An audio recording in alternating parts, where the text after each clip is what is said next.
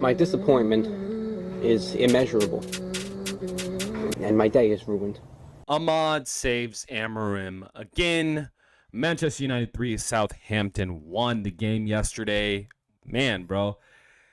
At the beginning, it was frustrating. At the beginning, it was frustrating. Honestly, the way it started off, I was frustrated and slightly bored. Yes, I was a member, but I was forced into this way of life. 43 minutes in until pretty much it almost went all the way downhill. You already know, man. Pitch Side Report, we talk about soccer, football, the beautiful game we all love. And we're getting right into it. Amorim saved again by the melatonin players. I am inevitable. Ahmad and Xerxes. Of course, we got to add in Anthony and then Eriksson also helping him out there. But he got it wrong. I mean, we have to say this. He got it wrong from the get-go, okay? He got it wrong. If you're starting Rasmus up top, and you have Bruno and Garnacho behind him, I mean, truly, what can you expect? We need goals. You know what I mean? Especially Rasmus. You know what I'm saying? Like, he just isn't good enough unless you're going to be maybe playing counterattacking, where you're going to constantly have the ball and be able to have a ton of opportunities to get it into him. But his first touch, absolutely atrocious. You don't know that! I'm the only one who knows that. At least I'm the only one with the will to act on it. His hold-up play since his first touch is absolutely atrocious. He's just not good enough.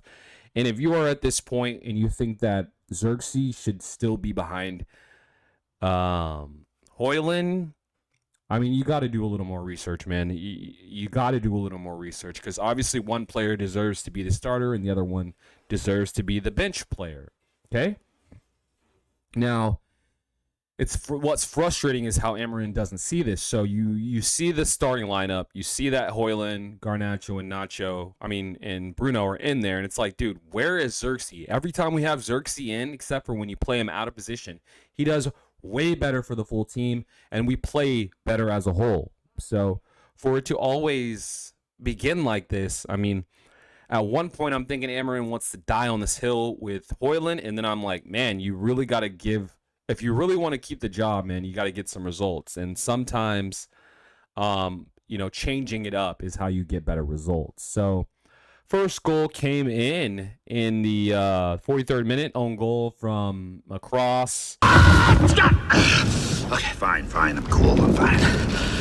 Ugarte really couldn't see the ball, deflected in. Martinez beat in the front post, and we concede again from a corner kick, which is kind of BS, knowing that, I mean, I think we have 10 plus goals scored on us by set pieces. So it's just like, that's something that needs to be worked on. If it were me, I probably wouldn't keep Lissandro in there, but it's like moments like this, it gets down to the end of the game, he wins. It's like, well, I mean, you saved yourself. That's all I can think of, because again, the defense as far as the set piece lets us down, and then honestly, that this whole entire half, everybody I'm sure went into it very frustrated. I'm sure the halftime talk was quite frustrating. And you saw Mano kind of become the almost scapegoat, because obviously we ended up getting the result in the end. It's just going to deframe from anybody talking, crap about him. But, he took him off. Obviously, Mano's just not a center mid like that, especially not with Ugarte, where Mano is going to be the one that's meant to break the lines. He's just not that midfielder, right? He's a 10. He can make the through ball pass, but under pressure, he just does not do that well, especially he's still learning the position. I don't know if Amorim's trying to get him to learn it, or Kobe's like, hey, man, I want to play center mid and not the 10, but it's just not working. And you saw the evident change the moment we had an attacker in there. We got Anthony in the 10. I guess I'll skip a little further. We had other substitutions. Finally, he took Rasmus off. Rasmus did not play 90 minutes. I think Xerxes got on like the 52nd minute or something like that. And the game immediately changed. we were immediately able to keep possession of the ball, have better hold-up play, therefore engage the attack more and create opportunities. And yes, it might have took a long time for that to happen, but this could have been fixed from the get-go. And maybe he's using him as the, hey, if my original plan doesn't work, I'll put in Xerxes, but he should just start Xerxes. He's just far better than Erasmus. He's just going to do better for Amorim and Manchester United. Now, one of the weaknesses I did see today, which you can't really fault him, he's very tall, center back, and he's coming far out of position to mark the man. I forget this, the Southampton, little African guy, man. He was really fast. I think he played really good today. But he was cooking Euro today, cooking him all sorts of ways. Got his ass cooked. He got cooked. He got cooked. I mean, he did what he wanted to do with him. So that's going to be something that's possibly concerning. Obviously, if it's another situation like that, and Amorim knows you want to get some more space on the side or double up. I don't know. It's a tough one because obviously if you start doubling up and then you're going to lose attacking threats. So it worked out in the end for us, but they could have easily gotten they could have easily been up 2-0 at half. So time keeps going. Build up play is starting to really get there. We finally get the equalizer with Ahmad, and like I said, we're able to sustain a constant attack and keep the ball.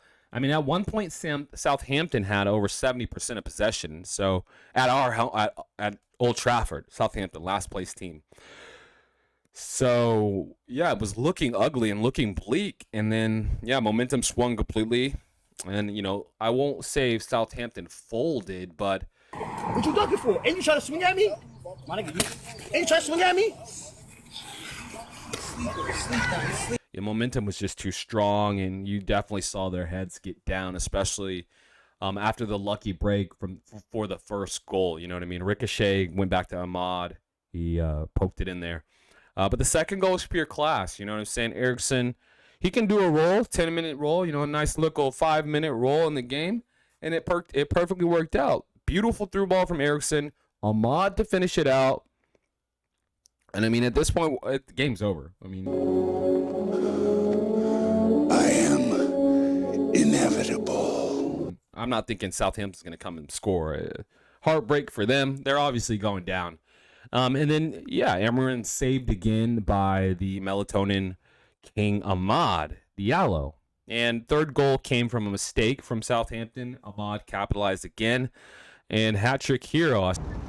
My nigga. As far as Ahmad, I love to see it. I love to see him getting the type of flowers he deserves. I hope that more people can be on Erasmus and understand that he's just not good enough to be there. I think we have to throw some flowers to Collier too. I understand that he's young, but I definitely think he could probably start over Ugarte more or less. I mean, what's the point, right? Ugarte is just a bulldog. He's not very good on the ball, not very good offensively, not tall. I mean, he's just aggressive, poking the ball away. It's like that is not necessarily a player you need in the game. Collier at least can keep the ball. He's going to grow. He can become more physical with more minutes in the field. I definitely think he should get more run of games than our Ugarte. I understand that he's young and, playing him could be a risk, but Ugarte's not your guy either in the middle. And, Amorim is going to have to learn the hardest ways. I understand that these aren't his players, and he's making things happen. So at the end of the day, he did what was right. You know what I'm saying? We won the game. Amorim did make the right choices, and he avoided a lot of heat.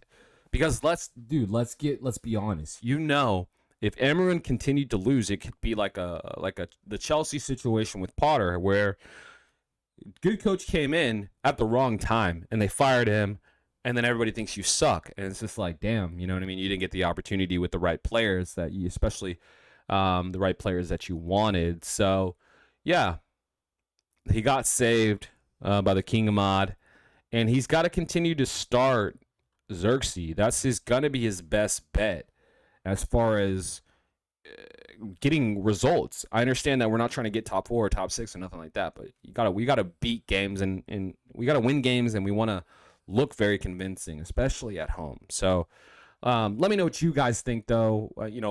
Do you think that Xerxes should start over Hoyland, or do you think Hoyland should start over Xerxes? Do you think Collier should be a regular over Ugarte? I like Mano, but I think he should be playing more advanced role in the team, maybe the 10 or left wing or something like that. Or if he is going to play center mid, he's got to have somebody in there that can play ball with him, do the give and goes, and create space when there really isn't any. Because he has a hard time doing that, and then you see them get left alone in the midfield. But I do think we still need more players, obviously. Hopefully we can get Garnacho out of here to Napoli. I don't know how much they offered, but I'd sell that mother for $30. You know what I'm saying? Not really $30, but $30 million. So take the money, get him out of here. Rashford, get him out of here on loan or something so we can get those wages. Let's get a few players in, and let's really try to make a push closing the end of this year, so that way next year can be very exciting and we can have a lot to look forward to. But if you made it this far, I really appreciate you watching. I'm on the road to 100 subscribers. I think we're at 68 right now, so we're pushing those who have subscribed. I appreciate you watching. I'm going to try to keep pushing out some solid content every time I get the chance. But if you're feeling the vibes, subscribe. Like I said, let me know your thoughts in the comments, and I will catch you guys on the next Pitch Side Report. All right, later. Hey, I'm just about to go to bed. I know we couldn't Skype tonight, but that's alright. Good night, girl. I'll see you tomorrow.